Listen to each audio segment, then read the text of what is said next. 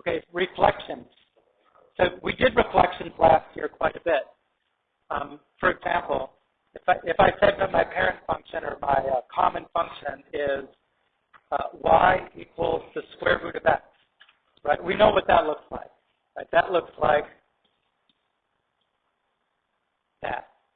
Okay, but how does it change the graph if I do y equals negative square root of x? Flip it which way? Yeah, and this is the way that they're saying this here in the book, right? It says it's a reflection in the x-axis.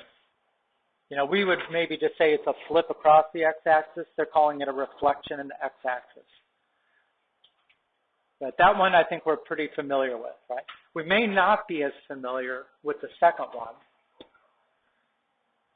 which is what happens if you actually stick the negative inside the function.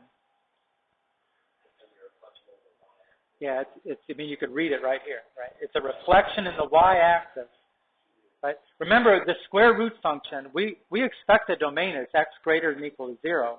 But in this case, if I use x greater than or equal to 0, then when I put a minus in front of it, it's negative. So I actually cannot use the values where x is greater than or equal to 0. I have to use the values that are less than or equal to 0. Right? Because if x is less than or equal to 0, when you put a negative in front of it, it's positive.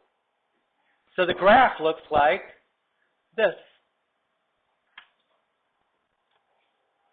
Right? So when you put the minus inside the function, then it reflects across the y-axis. If you put the minus in front of the function, then it's a flip across the x-axis. So like that. Come on.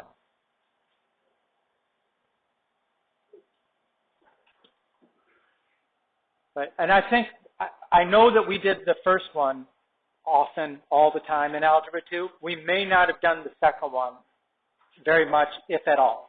Okay, so maybe that's a little something new, about one of the few things new in this lesson.